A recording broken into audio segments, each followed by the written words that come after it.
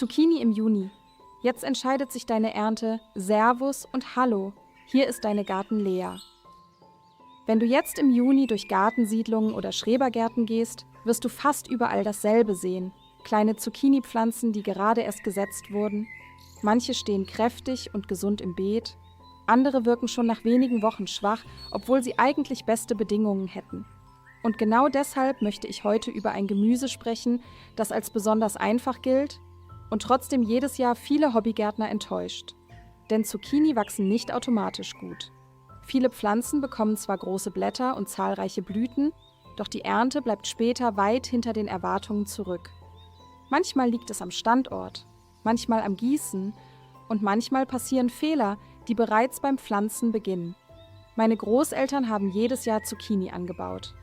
Damals gab es keine Garten-Apps, keine Videoanleitungen und keine speziellen Düngeprogramme. Trotzdem standen den ganzen Sommer über frische Zucchini auf dem Tisch. Nicht, weil sie besondere Tricks kannten, sondern weil sie einige einfache Regeln beachtet haben, die bis heute funktionieren. Und genau diese Regeln möchte ich heute mit dir teilen. Wir schauen uns die häufigsten Fehler an, die Zucchini im Juni schwächen, wie meine Großeltern ihre Pflanzen gesetzt haben und warum oft schon kleine Veränderungen darüber entscheiden, ob du im Sommer eine Handvoll Früchte erntest oder einen ganzen Korb voller Zucchini. Beginnen wir mit den Fehlern, die jedes Jahr wieder gemacht werden und die sich ganz einfach vermeiden lassen. Kapitel 1: Die 3 Fehler, die Zucchini im Juni schwächen. Bevor wir darüber sprechen, wie meine Großeltern ihre Zucchini gepflanzt haben, schauen wir uns zuerst die Fehler an, die jedes Jahr unzählige Pflanzen unnötig schwächen. Denn oft liegt es nicht am Wetter und meistens auch nicht an der Sorte. Es sind einige einfache Dinge, die vielen Hobbygärtnern gar nicht auffallen. Der erste Fehler beginnt beim Standort. Zucchini lieben Sonne. Je mehr Licht sie bekommen, desto kräftiger wachsen sie und desto mehr Früchte können sie bilden. Trotzdem landen viele Pflanzen in halbschattigen Ecken des Gartens. Dort wachsen zwar große Blätter, aber die Ernte bleibt oft deutlich kleiner als erwartet. Meine Oma hatte dafür eine einfache Regel. Eine Zucchini will die Sonne sehen, nicht den Schatten. Deshalb suchte sie immer einen möglichst sonnigen Platz aus, an dem die Pflanze viele Stunden Licht bekam. Der zweite Fehler betrifft die Pflanztiefe. Manche Pflanzen werden zu tief eingesetzt, andere stehen später zu hoch aus der Erde heraus. Beides kann Probleme verursachen. Zu tief gepflanzte Zucchini wachsen oft schlechter und sind anfälliger für Fäulnis. Zu hoch gesetzte Pflanzen trocknen bei Sommerhitze schneller aus. Meine Großeltern achteten deshalb darauf, dass der Wurzelballen genau auf Höhe der umgebenden Erde lag. Nicht tiefer, nicht höher, genauso wie die Pflanze vorher im Topf gewachsen war. Der dritte Fehler ist wahrscheinlich der häufigste überhaupt. Zu viel Wasser. Gerade frisch gepflanzte Zucchini werden oft täglich gegossen, weil man ihnen etwas Gutes tun möchte. Doch genau dadurch entwickeln sich häufig schwächere Wurzeln. Die Pflanze findet ihr Wasser immer direkt an der Oberfläche und hat keinen Grund, tiefer in den Boden zu wachsen. Kommt später eine heiße Trockenphase, gerät sie deutlich schneller unter Stress. Meine Oma sagte deshalb oft, die Wurzeln müssen lernen zu suchen. Und genau dieser Gedanke begleitet uns durch das ganze Video. Denn viele erfolgreiche Gartentipps meiner Großeltern hatten ein gemeinsames Ziel: kräftige, widerstandsfähige Pflanzen. Schauen wir uns deshalb jetzt an, wie meine Großeltern ihre Zucchini Schritt für Schritt gepflanzt haben.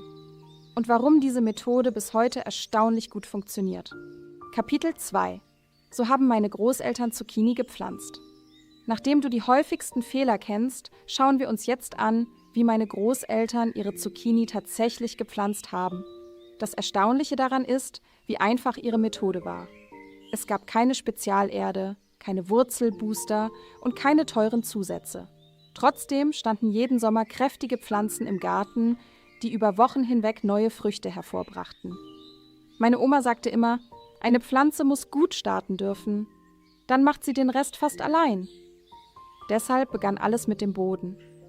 Bevor eine Zucchini ins Beet kam, wurde die Erde gründlich gelockert. Nicht nur oberflächlich, sondern möglichst tief. Zucchini bilden kräftige Wurzeln und möchten in lockeren Boden hineinwachsen. Je leichter ihnen das gelingt, desto besser kommen sie später mit Hitze und Trockenheit zurecht. Anschließend arbeitete meine Oma etwas reifen Kompost ein. Keine großen Mengen. Einfach eine kleine Schicht gut verrotteten Komposts leicht in die Erde eingehakt. Dadurch bekam der Boden zusätzliche Nährstoffe und konnte Feuchtigkeit besser speichern. Dann wurde das Pflanzloch vorbereitet. Es musste nicht besonders groß sein. Wichtig war nur, dass der Wurzelballen genügend Platz hatte und später auf gleicher Höhe wie die umgebende Erde saß. Zu tief pflanzen war für meine Oma genauso falsch wie zu flach pflanzen. Die Erde soll die Pflanze halten, nicht verschlucken, sagte sie oft. Anschließend wurde die junge Zucchini vorsichtig eingesetzt und die Erde rundherum leicht angedrückt, nicht festgestampft, nur so weit, dass die Wurzeln guten Kontakt zum Boden hatten. Zum Schluss formte meine Oma rund um jede Pflanze eine kleine Gießmulde. Das war ein einfacher Ring aus Erde, der später dafür sorgte, dass das Wasser direkt zur Wurzel gelangte. Gerade an heißen Sommertagen machte dieser kleine Handgriff einen erstaunlichen Unterschied. Erst danach wurde einmal gründlich gegossen. Und damit war die Pflanzung abgeschlossen. Keine komplizierten Tricks, keine besonderen Geheimnisse. Nur lockere Erde, etwas Kompost und ein guter Start für die Wurzeln. Doch genau bei diesen Wurzeln machen viele Gartenfreunde anschließend den nächsten Fehler. Denn was nach dem Pflanzen beim Gießen passiert, entscheidet oft darüber, wie kräftig die Zucchini später wächst. Kapitel 3: Der Gießfehler, der die meisten Zucchini schwächt. Die Zucchini ist gepflanzt, das Beet ist vorbereitet und die ersten Tage sind geschafft. Jetzt beginnt die Phase, in der viele Hobbygärtner unbewusst den größten Fehler machen. Sie meinen es zu gut. Kaum wird es warm, wird zur Gießkanne gegriffen. Die Erde soll niemals trocken werden, die Pflanze soll immer genug Wasser haben. Doch genau dadurch entstehen oft schwache Pflanzen. Meine Oma sagte immer, Wasser ist wichtig, aber die Wurzeln müssen trotzdem arbeiten. Und genau darin steckt viel Wahrheit. Wenn eine Zucchini jeden Tag nur oberflächlich gegossen wird, bleiben die Wurzeln nahe an der Oberfläche. Dort finden sie schließlich alles, was sie brauchen. Das Problem zeigt sich erst später. Kommt eine heiße Woche mit viel Sonne und wenig Regen, trocknen die oberen Bodenschichten schnell aus. Die Pflanze gerät unter Stress, obwohl sie vorher regelmäßig gegossen wurde. Meine Großeltern machten es deshalb anders. Sie gossen seltener, dafür gründlich. Das Wasser sollte tief in den Boden gelangen. Die Wurzeln wurden dadurch angeregt, dem Wasser nach unten zu folgen. So entstanden kräftige Pflanzen, die auch längere Trockenphasen besser überstanden. Ein weiterer Fehler passiert oft an besonders heißen Tagen. Mittags hängen die großen Blätter plötzlich nach unten. Viele erschrecken dann und greifen sofort zur Gießkanne. Doch oft ist das gar nicht nötig. Zucchini schützen sich bei großer Hitze selbst. Die Blätter lassen etwas nach, damit weniger Wasser verdunstet. Am Abend richten sie sich meist wieder auf. Meine Oma kontrollierte ihre Pflanzen deshalb immer morgens. Dann konnte sie erkennen, ob wirklich Wasser fehlte oder ob die Pflanze einfach nur auf die Mittagshitze reagierte. Auch beim Zeitpunkt des Gießens hatte sie eine feste Regel. Gegossen wurde möglichst früh am Morgen. Dann konnte das Wasser langsam in den Boden einsickern und stand den Wurzeln den ganzen Tag zur Verfügung. »Morgens trinken macht stark«, sagte sie oft mit einem Lächeln. Und genau das galt nicht nur für Menschen, sondern auch für ihre Zucchini. Mit dieser einfachen Gewohnheit blieben die Pflanzen kräftig und gesund. Doch es gab noch 2 weitere Sommertricks, auf die meine Großeltern niemals verzichtet hätten. Und genau diese schauen wir uns jetzt an. Wenn du gerne solche einfachen Gartentipps magst, die schon unseren Großeltern geholfen haben, dann freue ich mich natürlich, wenn du Garten Lea abonnierst. So verpasst du keine neuen Videos rund um einen gesunden und naturnahen Garten. Kapitel 4: Omas 2 Sommertricks für mehr Ernte. Wenn die Zucchini einmal gut angewachsen ist, beginnt die wichtigste Zeit der Saison. Jetzt entscheidet sich, ob die Pflanze nur überlebt oder ob sie über viele Wochen hinweg immer neue Früchte bildet. Meine Großeltern hatten dafür 2 einfache Gewohnheiten, die sie jedes Jahr angewendet haben. Der erste Trick war das Mulchen. Heute wird dafür oft spezielles Material gekauft. Meine Oma nutzte einfach das, was ohnehin im Garten vorhanden war. Meist waren es trockener Rasenschnitt, Stroh, oder klein geschnittene Pflanzenreste. Diese Schicht legte sie rund um die Pflanze auf den Boden. Warum? Weil ein unbedeckter Boden im Sommer sehr schnell austrocknet. Die Sonne erwärmt die Oberfläche, Feuchtigkeit verdunstet und die Erde wird hart. Unter einer Mulchschicht bleibt der Boden dagegen länger feucht und locker. Außerdem wächst deutlich weniger Unkraut. Meine Oma sagte oft, die Sonne soll die Pflanze wärmen, nicht die nackte Erde. Und tatsächlich musste sie dadurch deutlich seltener gießen als viele ihrer Nachbarn. Der zweite Trick war regelmäßiges Beobachten.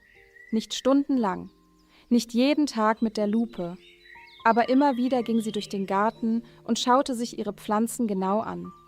Vergilbte Blätter wurden entfernt, beschädigte Pflanzenteile ebenfalls. Dadurch konnte mehr Luft durch die Pflanze strömen und Krankheiten hatten es deutlich schwerer. Vor allem nach längeren Regenphasen zahlte sich das aus. Denn eine gut durchlüftete Pflanze trocknet schneller ab und bleibt oft länger gesund. Meine Großeltern waren überzeugt. Viele Probleme erkennt man früh, wenn man regelmäßig hinschaut. Und genau deshalb mussten sie später selten große Schäden beheben. Mulchen und beobachten. 2 einfache Gewohnheiten. Mehr brauchte es oft nicht, um kräftige Pflanzen durch den Sommer zu bringen. Doch irgendwann kommt der Moment, auf den jeder Gartenfreund wartet. Die ersten Zucchini sind erntereif. Und genau dabei machen viele Menschen einen Fehler, der die gesamte weitere Ernte beeinflussen kann. Kapitel 5: Wann du deine Zucchini ernten solltest. Nach einigen Wochen ist es endlich soweit. Die ersten Früchte wachsen heran und jeden Tag werden sie ein Stück größer. Genau jetzt machen viele Hobbygärtner einen Fehler, den meine Großeltern nie gemacht hätten. Sie warten zu lange. Vielleicht kennst du den Gedanken, ein paar Tage lasse ich sie noch wachsen, dann bekomme ich eine noch größere Zucchini. Das klingt logisch, führt aber oft zum Gegenteil dessen, was man eigentlich möchte. Meine Oma hat ihre Zucchini meistens geerntet, wenn sie etwa 15 bis 20 Zentimeter lang waren. Nicht riesig, nicht rekordverdächtig, sondern genau dann, wenn Geschmack und Qualität am besten waren. Denn junge Zucchini sind zart, saftig und enthalten nur kleine Kerne. Lässt man sie dagegen zu lange an der Pflanze, wird das Fruchtfleisch oft faseriger und die Kerne größer. Doch es gibt noch einen wichtigeren Grund. Jede große Frucht kostet die Pflanze viel Energie. Solange eine übergroße Zucchini an der Pflanze hängt, konzentriert sie sich auf diese eine Frucht. Neue Blüten und neue Früchte entstehen oft langsamer. Meine Oma brachte es mit einem einfachen Satz auf den Punkt. Wer früh erntet, erntet öfter. Und tatsächlich ist genau das einer der größten Vorteile beim Zucchini-Anbau.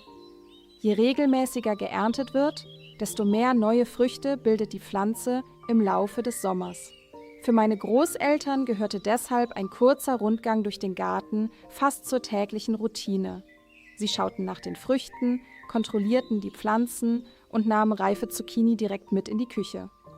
Geerntet wurde immer mit einem sauberen Messer oder einer Gartenschere. Nicht abreißen. Ein sauberer Schnitt schützt die Pflanze und sorgt dafür, dass sie gesund weiter wachsen kann. Und genau darin steckt vielleicht die wichtigste Erkenntnis dieses Videos.